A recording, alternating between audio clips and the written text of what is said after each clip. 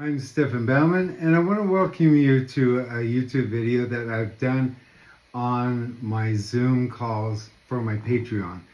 I'm going to upload some of our conversations because I think they're amazing. And this one is going to be about marketing your work on Facebook, Instagram, what to do with your website, what to do in order. If we look at artists, especially our generation, a lot of us kind of miss the boat on social media. And most of the conversations are like, I hate social media. Well, in this particular video, it's like I'm going to show you why you need to care, kind of how to start up things so that it's not such a mystery. There are just so many ways to go with social media. It is truly amazing. But before we get into that, please indulge me because I just finished writing a book on plein air painting. It's called The Ultimate Plein Air Guide, Field Guide to Plein Air Painting, and I just saw it. It's amazing. This is a little bit of behind the scenes of making that book, and I want you to listen to the conversation I'm having with the author and get that this book is created from the soul. It's not just a recipe book. It is a book that truly will change your life. Whether or not you are in the studio or outdoors, you will start seeing the world differently. Page by page, chapter by chapter, we go through the elements of breakdown, breakups, composition, temperature. We go into temperature of all things, and we go into the true story about it. It is truly fascinating. So I've got just a couple of minutes, and you can watch behind the scenes. You'll learn something. And then we will go into the conversation. I'll talk to you right before we drop into that. Enjoy.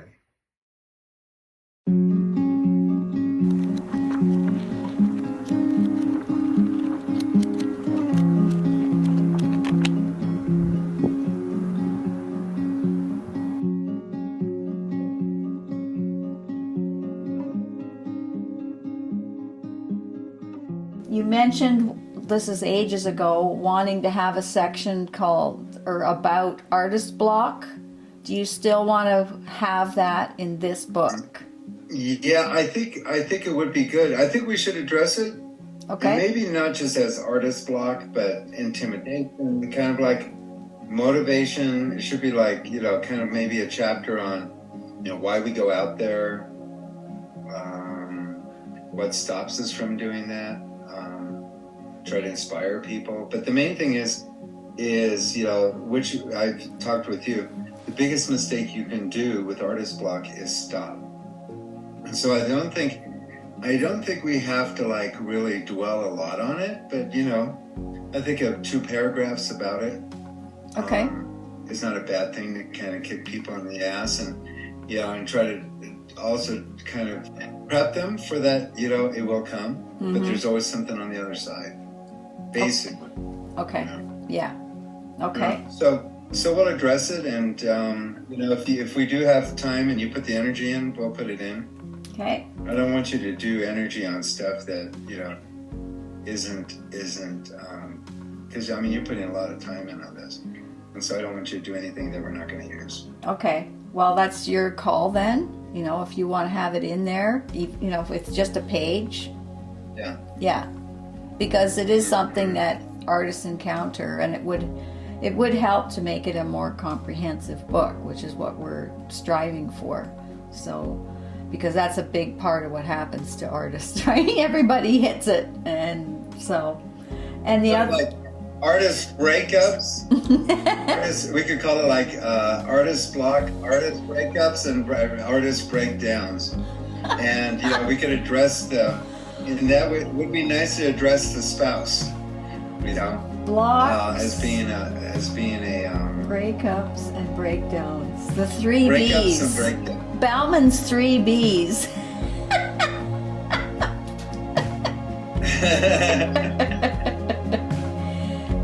That's funny. Mm-hmm. Okay, the 3 B's. We'll call it that. Yeah.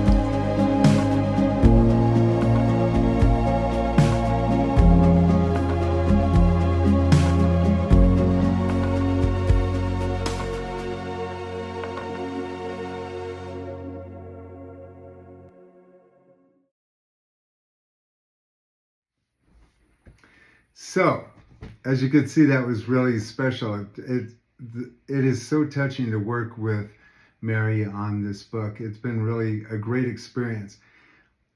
I know that a lot of artists put out books, but this is not an ego book. This is a how-to book. So if you get a chance, check it out. Go to my website at the bottom. You'll see a link to it. Also, if you scan that little square at the end of that intro, you can get there directly, and the information is there at the end. But now we're going to go into my Zoom call about marketing.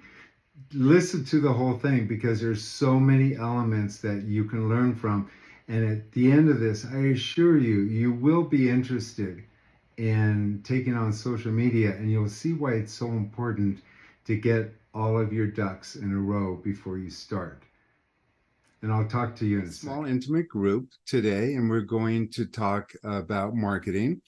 I wanted to get involved with, getting right to the core of it and kind of take apart any illusions, disillusions that you have for marketing your work or any questions.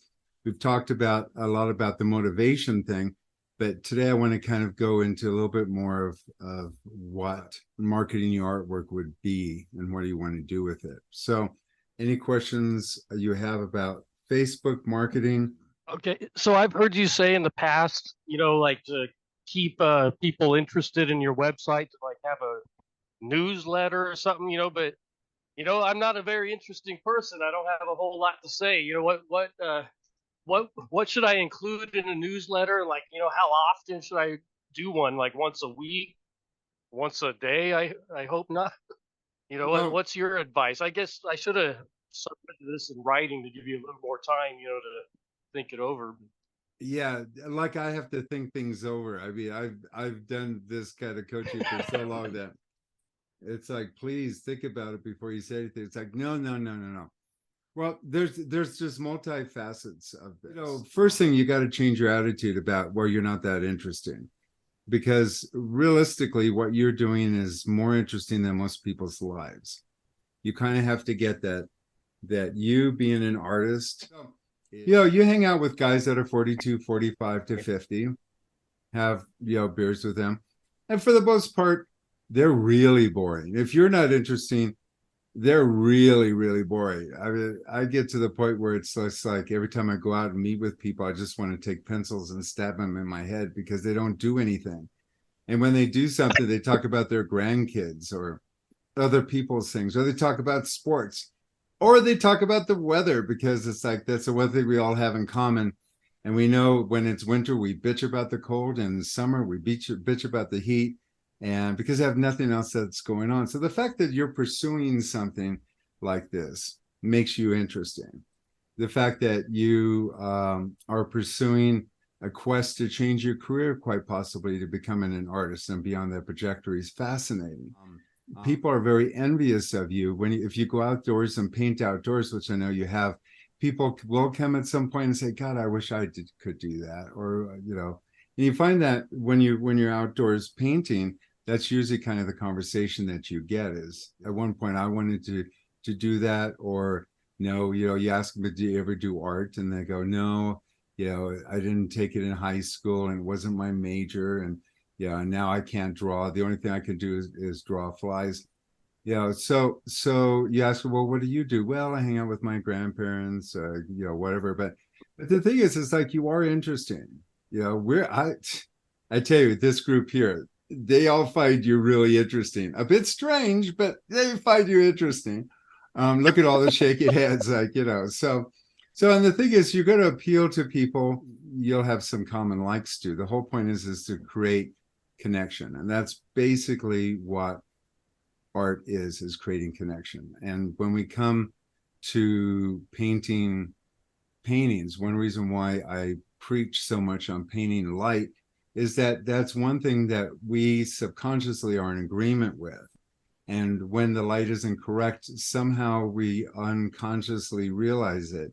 And so it's the one communication thing that we can bring forth that triggers people's memories. And there's many aspects of painting that becomes interesting. I mean, even just your suicide painting. I mean, that in itself is a blog in itself. It's a newsletter. But yeah, basically I've been doing this. See, I bought when I was, just starting teaching, I was 20, 21, 22, somewhere around there. I bought my first little IBM computer, and it had a screen that was like this. And it would show every color in the world as long as it was yellow. And you had 2 floppy disks. And at that point, I actually they said something about getting websites. So I said, well, I might as well get stefanbaumann.com secured. And so, and so then I got outdoorpainting.com. And this is back when I talked with Eric, and Eric thought, well, I should secure some sites. So he ended up securing outdoorpainter.com. So that's how early we came together, right? When we're just trying to develop this. And I've been doing newsletters for 25, 30 years. I mean, it's ever since that was a thing. And I've always had to have help with them and stuff, and I've gotten better and better with them. You kind of have to look at everything in context. So first thing, you have to figure out what kind of artwork are you going to do? How are you going to brand yourself? That's the first thing. So if we were taking notes, we would put number 1, who are you? Who are you going to be? You hear this commercials, keep on being you. Well, what is that? So you need to kind of figure out what that is. And it doesn't mean that you decide that you're just going to paint flower paintings or suicide paintings or kitchen dirty dishes. It's just basically how you want to see your life. And it's your vision now. It's autobiographical. And if it is about your life and you're boring, then do something that's interesting.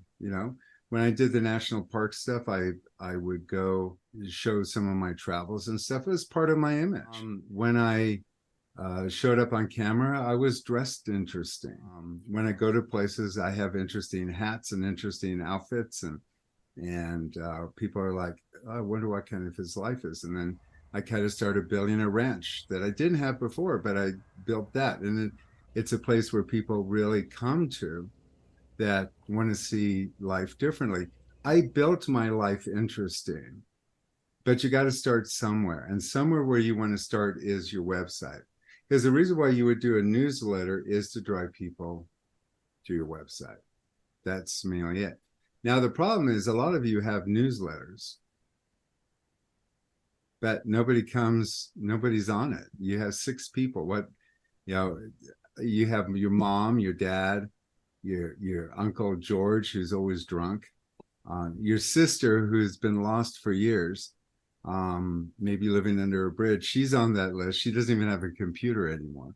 And that's about it. So, I was fortunate that I got to start off I started just like you. I mean, right now I have 32,000 opt-in people for my newsletter. The problem is with newsletters is that people don't open them up anymore, but it's still something you have to do. And it's really a place where you can start developing your brand. It's just for you to start thinking about it. When I sit in the morning and I go through things, I always got like newsletter. And it is kind of an important thing. And I have written so many newsletters that now I can actually just resend them out, and people think, oh, it's the first time they've ever seen it, but it's actually a newsletter that I've sent out a dozen times. So everything that you do is like today, all I did was send a bunch of stuff out on Facebook. It's all the old stuff that I've done in the past. It's all, things on my website that I've done already. If I do a newsletter, I don't write a newsletter. It takes a lot of work. I use a newsletter that I've already written if I'm pressed for time. So, and the thing is, my newsletters kind of start off with blogs. So my first thing would say is you go into your site, your website, and you start off with a blog. And so you determine who you are as a painter, how you're going to present yourself, kind of give an idea, do you show up on a horse or do you just show up on, in a 47 Mustang? and you just kind of fantasize what kind of life would make you interesting. And then you might blog about it. You might just write a simple story. And that's kind of where you want to start, is start getting your website filled up with, you know, a blog, which is an insight. Like, you know, today I woke up and I saw the light coming through the kitchen, and I saw light on my dishes. And although they were dirty and they were haunting me, I felt a moment of inspiration. So I grabbed my brushes and started painting them. Yeah. And the thing is, you kind of build a story. It's storytelling. And you do 4 or 5 of those because they become the foundation for your newsletters. And you just give an insight to what you saw this morning. So yeah, normally people wouldn't be interested in seeing dirty dishes, but now you're, you know, showing attention that it's not the dirty dishes, but it's the light that comes into the painting that captivated you. And all of a sudden, non-artists sit and they look at their dirty dishes going, wow, look at that light. They're right. So you start building connection. So it all kind of starts off with these little stories. You do a painting and you write a story about it. And if you think about every painting that you do, that you attach a story to, those become blocks. Today I painted a painting of a suicide. And I only bring this up because, you know, everybody can recall that painting. But why did you paint that? Why did you paint the portrait of me? And, you know, you could be a little dark. You could be a little bit, you know, romantic. You could be a little bit, you know, kind of on the edge. And people will be pulled into you. Not everybody. You know, not everybody's going to find you fascinating. But there'll be few people that will go, wow, this artist is speaking to me. And they may like you. They may give you their address. But I was fortunate early on that when I started my stuff, I had my TV show that pretty much launched me pretty quickly out there. But again, that all was a story about me going to the national parks. It was me being me and then finding a way to get it out. The thing that you want to do is you need to collect email addresses. And the way that you do that is that oftentimes you have to offer something. So, you know, you kind of have a thing where if you sign up for my newsletter, I give you, you know, because it's kind of like you have to figure that, what is this? Like, I don't know how you spend $10 to get one email address. So you might be a little bit of a publishing company and go, you know, everything that you type is like, if you opt into my newsletter, I'll send you a free print of this, you know. And now you could almost do that on your printer and sign it on a little bit better paper. I actually started sending out free books, you know, so I actually start off with a pamphlet kind of things. And it was a collection of my blogs. So if you went to stefanbaumann.com and it says free books and you download it's basically all of my blogs that I've written, all my stories, all my paintings. It's all of the stuff that I've spent time doing. And so you start creating interest by every painting that you do, and you've got to spend time doing that work. So all of you have paintings right now. And I would say that from now on, any of you that take my coaching, any of you that are doing, you know, this, and especially at this level, is that include the painting that you want me to critique and include the story that you want to say at all the different levels, you know. And if for no reason we might not get to your story, but just to kind of include it, it's like, oh God, I got to go to the first level Stefan painting, and this, you know, he wants us to do an homage painting. It's like, when you send your homage painting to me on the 1st of August, include the story underneath so that I might not read it, but you at least had the integrity to write it. And you can use it for something. So it kind of like, you got to remember to write the story attached to it. And in FASTA or any of your websites, you have a place where you could tell the story, and that's where you would post that. Because all those things will be eventually necessary for you to just copy and paste into your newsletter. Because when you're doing a newsletter, you're so busy trying to figure out a newsletter that it's not the time to be writing stories. nor you get the variety. You know, when you're doing a painting, there's a lot of things that go through your head. Make notes of that. Have a notepad next to your painting, and as you're painting, you go, oh God, I remember I love the color purple, so I want to put this in the painting. Well, make a note of that, because you know, a couple of days later you might forget that. And you know, when you start writing a story about it, you go, you know, this painting reminded me that I love purple, and you write a story behind it. And what's great about that is that you can take that story now and not only have it prepped for your paintings so that people on Faso can see it.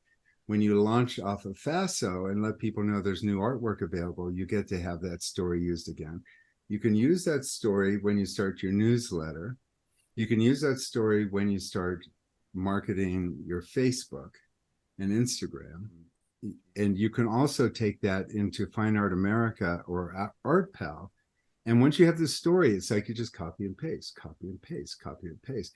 So your work is kind of already done. Then after, I would say most of you about once a month, just to get into the habit, you know, kind of say to yourself that the beginning of every month, you know, from the 1st to the 5th, whatever that is, that week, that's the week that you're definitely not going to hit Friday without sending out a newsletter, just for habit. Just kind of have that in your head. And even if you have 2 people in your group, send it out anyway, because anything that you put together as a newsletter, you can also use that newsletter again, just by changing the date on it and resending it. So if you only have 3 people on your newsletter site, you know, a year from now, you may have 100, and you can just reuse this newsletter by changing the dates. And so none of this work is wasted. So a lot of stuff that I send out are things that are like 20 years old, 10 years old, and I share it again. You know, so it's pertinent to who you are as your life, and you start building your brand. And so everything kind of begins with the painting in your website. Adria, how many people do you have on your, would you send that to right now? I'm like 2. So see, the problem is you're worried about making a newsletter and you still have to get people in it. But you know, I would just put that together. There's no secret to this, but it is the foundation. You know, you're just starting to try to develop your name and try to get the group. So you have to ask yourself, how can I get more people to send newsletters to? A good way of doing that is your Facebook and your Instagram and your Twitter and the new Instagram, whatever that is. So you know, I work with somebody on Facebook, and I do a lot of behind the scenes stuff, because I'm trying to learn a lot of these in and outs for all of you when we get there. But you know, impatient boys often miss dessert. We kind of have to have Facebook before we talk about the behind the scenes Facebook. So Facebook has the demographics for artists that are a little bit more established, can get a little bit more money, and people that might be collecting. So the first thing I would say is that you want to open up a Facebook account. And that's a normal Facebook account. The second thing that you want to do underneath that is that you will have to open up a secondary account under your primary account for your business account. So when you set up your Facebook account, now, the great thing is with Facebook is that, and Instagram and all these, is that they start sending you people that you might know or you might like. And when I first started Facebook, because I didn't really understand it all, I became a Facebook slut. And what I mean by that is that, you know, whores and prostitutes get paid, sluts do it for free. And I was just like, anybody that said, will you friend me? Will you friend me? I was like, yes, yes, yes, yes, yes, yes, yes. And so when you come up as friends, and when they say, do you know this person? No, you don't, but just friend them anyway. Because what Facebook does is that they try to find your interest, and they try to find your community and your high school students and high school friends. It's surprising that, you know, where you went to school at, I'm assuming it was in the Bay Area, there are a lot of people your age right now that are making a lot of money. And all of a sudden you pop up on their feed and it says, will you friend so and so? And they'll say yes. And lo and behold, you will start getting people that know you, that have history with you, and they'll go, oh my God, you'll actually like run into people that you went to high school with. And they may be successful, and they may be your first people who buy paintings. You know, they're like, oh my God, you're a painter. That's great. I love you. I'm going to buy one of your paintings. I got to do it. Yeah, here's my geo. So, you know, I ask the people, you know, sometimes, you know, how many friends you have on Facebook? And they go, well, I have, you know, 50 or 60 or 100. And they've been on Facebook for years. And I go, why only 100? And they go, well, you know, I only friend people that I really know. And it's like, really? Yeah, Facebook is actually giving you a group of people that are kind of the same demographics you are. And at some point it says art, they're going to be interested in art. Facebook is giving you, so like when they start saying, do you want a friend so-and-so? And do you want a friend so-and-so? You want a friend so-and-so? You go, yes, yes, yes. But before you do that, you have to fill up your Facebook so that it's a little interesting. So don't open up a Facebook with no posts in it. You've got to put in 10, 25 posts that kind of say who you are. And even your website, you put your website in as a post.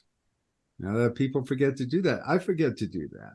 You could take every page of your website when you put it together, every painting that you put in there with your story, you can actually just post that on Facebook so that you have some history in there that's interesting, that might be interesting. You got to make yourself appealing. You know, as part of this is the marketing. So should I be a slut? Yes, that's how I started. Yeah, I quickly got, you know, up to 800, 900 followers. A lot of them are artists, you know, so you want to have the interactions of artists, you know, a lot of people really spend time looking at who wants to friend them and they friend them back. So when you friend somebody and ask for a friend, they're going to look at your site and they're going to say, yeah, I'll friend this guy. So you just kind of do it. Now, there are Facebook creeps out there. You women are going to get really weird guys coming in and you just say, no, thanks. And you block them. You know, but you know, you do it is throwing your net out. It is throwing your net out. And so all of you right now, you should be looking at names that Facebook throws at you. And even if you don't know them, friend them. If they look creepy, if they have kind of an expression of, you know, maybe that's somebody you don't want to friend. But for the most part, and the thing is, you also want to kind of get that when they ask you, it's called Facebook. When they ask you for your profile picture, give them a nice smiley profile picture with 2 eyes, a nose, and a mouth, not a 3/4 looking back neck shot or something hidden by a thing, because people want to connect with people.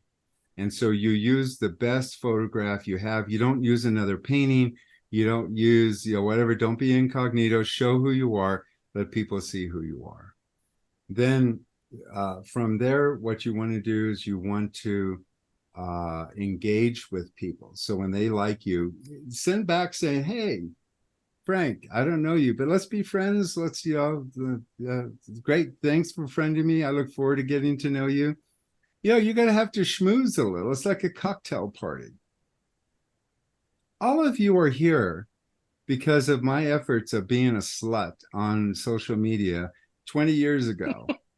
I mean, you know, that all paid off for you guys to get here. However it was, whatever I did, it got you here. And so I love you all, but, you know, I have a checkered past when it comes to things. But yeah, I get somewhere with what I do. I get results. So, you know, after a while, when your friends list starts to get pretty big, I'm almost at 5,000 with you're only allowed 5,000 friends on your main site. And that's your main site where you have your friends, your relatives, your family, and all these other people. Okay. Meanwhile, you've got your business site. And I've got more people on my business site than I have on my friend site. And that went really quick up to the top. But so your business site is separate. You open it up underneath your friends list. And there you start posting things that are like more art related, more it's actually almost very similar to what you're doing on the other one, unless you want to throw in, you know, you eating dinner and stuff. But if you're just kind of doing this to share your artwork, you want the other account because you can get more than 5,000. You can get hundreds of thousands of people on your business site. The thing behind Facebook is that the main part of Facebook is that you can't, Facebook doesn't recognize, Google doesn't recognize Facebook entries. So if you write a thing about your grandkid or something, Google won't pick it up and send it out there. Facebook regular, just the Facebook part of it. All of that stuff is kind of Google free. So you're not really getting your name out. But when you put stuff in the business account, Google recognizes that. And so you can start developing a Google presence by just putting things into your Facebook. And so when you're using words and your storytelling in your other site, Google is picking you up as a contender out there, and they see that you're alive. And so you start getting better Google ratings because you're using your Facebook. The main part of Facebook, the analytics are very small. You can boost things because Facebook is always trying to make money, but where you're trying to get to is the analytics for Facebook, which is, you know, that's the key thing, and that's in the business account. In the business account, you can start learning how to take who you are. You know, again, you develop that image, those paintings, that quality, and your storytelling. And then you start directing it directly towards a market. And with the analytics, you can break down the analytics in the back part of Facebook to the point that literally the only people who get your posts are like your next door neighbor. You can chunk it down so that you can get it that small. You don't want to do that, but you can point it to people who make X amount of dollars, to people who travel to national parks, people who spend, you know, money out to dinner, who have bought art, who buy stuff in auctions, people who go to antique stores. People who actually react to posts as opposed to people who don't react to posts. When you cite up there, you say, I want people who read posts and do something with them. You know, like forward them. You can actually like trigger into people who actually do that. You can trigger your post to just get reactions like, you know, like, yeah, I want to be part of your group. And just, you know, so there are certain kind of people that, you know, have no problem pointing, you know, yes, I like this, and be part of your marketing group. So that's what you're trying to get to. And so we're, you know, and that's all available, really simple in the back, and you can start turning on and off switches. But when you get to that point, you've got to have people, you got to do something with them. So the whole point is to direct them back into your website. It all starts off in your website. So how is your website? So it's okay. I mean, there's a lot of work to do, but it's better than when I first started. Mm-hmm. You know, but Well, yeah, I need to look into switching to Faso because I'm not very happy with the Square or Weebly or whatever it is. When I first signed up, you know, I liked the idea of, you know, I don't know, being able to, you know, scan people's debit card if they wanted to buy a painting. You know, if I was painting outdoors or something, they saw it. Oh, they could buy it right there with a debit card, not have to have cash. But I don't know. It's just I don't like the squares. You know, like it limits what you can show in your paintings, or you have to, you know, kind of zoom out and have a lot of dead space. Mm-hmm. So yeah, I'm really thinking of switching to Faso. Who out there has Faso? Any Faso people out there? The Faso website? Okay. So Ruth, can you tell me a little bit about your experience with Faso?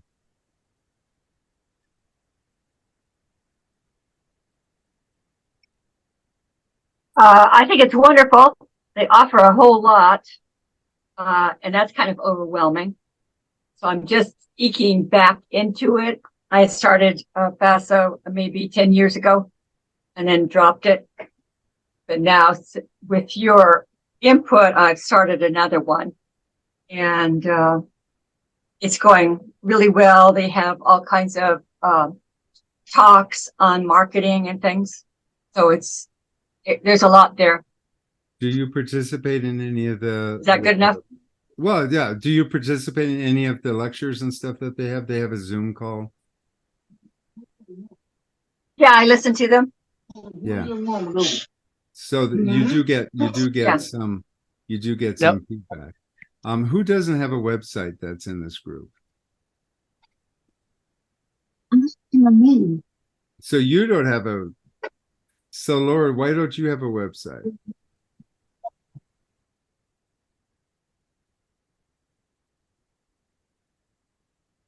You gotta turn on your mic. Okay. It's actually Chris. Chris. I don't know why Lauren's my daughter. I don't know why her name is coming up. Okay. I just haven't gotten to it. On the list. On your list. Like this week somehow. I mean, the thing is, you don't have to do FASO. You got Squarespace and stuff, but FASO is great for most of you because it's pretty much punch and play. You don't have to go through a lot of education to try to get something up. So you kind of, let's start off with that and get that going, and then do your newsletter. And in your newsletter, when you're starting to do Facebook, you got to kind of direct people to be part. It's like you got to give them something. So I give them a free book, a workshop, a lecture, a video, something. So you want to kind of think about, well, get a free signed print that you can do off of your computer. If you haven't really tried to do that, maybe that's something that you can kind of think about, but that helps as a getaway. Oftentimes you can have little contests that you'll go paint their dog. If they send in their email address, you could have a little contest like, send me your email address and your favorite dog, and this week I'm going to paint out of the hopper one of the paintings. Anything to kind of see if you can't get something to come in, because people are kind of stingy with their email addresses. But if they know they're going to get something of value, eventually, if you keep on working on your blogs, you could actually have a pamphlet that basically is all the stories of all your blogs that you can have print on your own.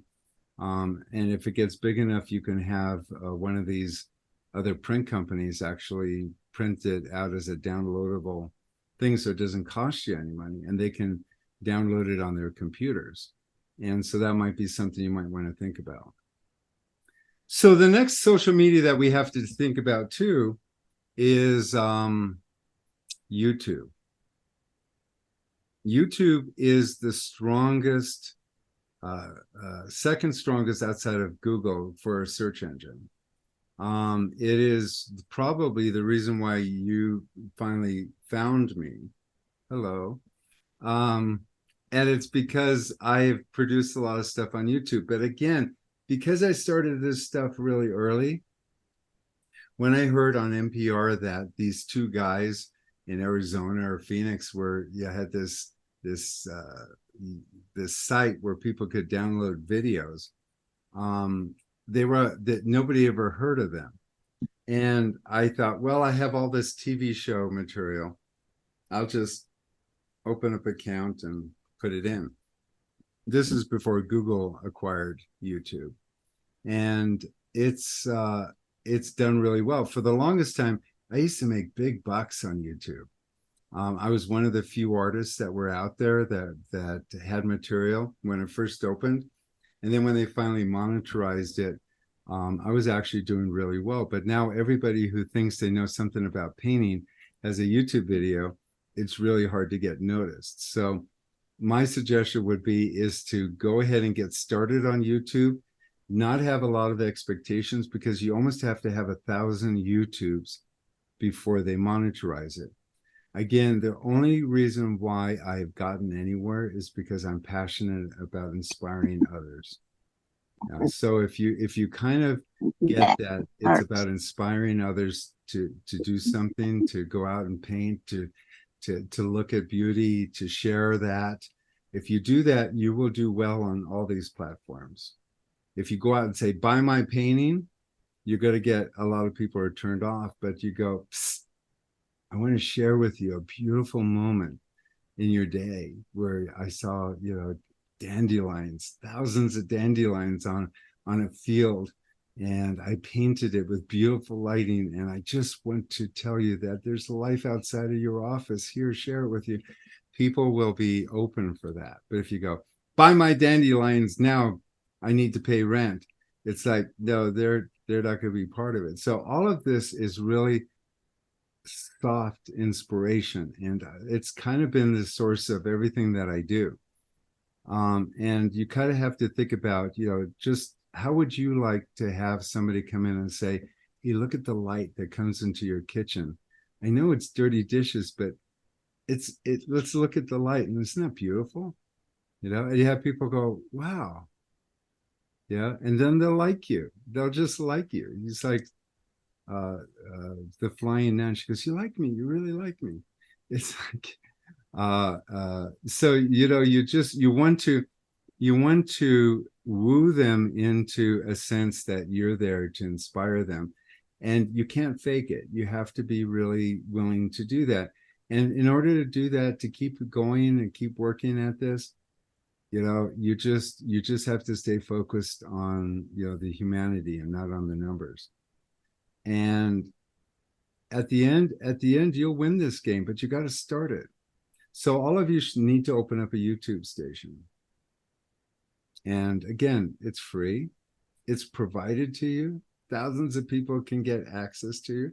And, all you could do is just even right now show your painting and do a voiceover, or show a painting and just put some music to it and learn how to just do that. I don't know how to film videos. Well, then, just learn how to just take your camera and film your painting. For YouTube, you want to go horizontal, although they do have now a vertical format, but you want to go horizontal. And then you want to go through their clips and find a piece of music that you can use that's uncopyrighted.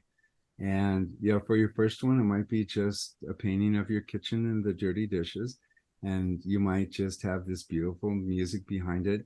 And you might get the nerve to say, yeah, I was going to clean my dishes, but I got sidetracked. 2 minutes long, and you just kind of wander through your painting. It's amazing how people will do that. There are people on YouTube that you can watch that make a lot of money, and all they do is eat in front of you. They'll eat lobsters and they'll eat things, and it's all the sound of eating and crunching and stuff. They have huge followers, and if they can do it, you should could do it. So don't undersell YouTube. Again, all of these things are so that you start getting a presence with Google. So thank you for watching the whole thing. I mean, there's so much joy in creating content for all of you, and I just thank all of you for your attention and being with me on my journeys from almost the beginning of YouTube, as we mentioned in the video. If you're interested in getting some coaching one-on-one, and really part of the coaching is some of your marketing, but also on your paintings, so that people will really want to buy your paintings and not just paint something for the sake of painting it.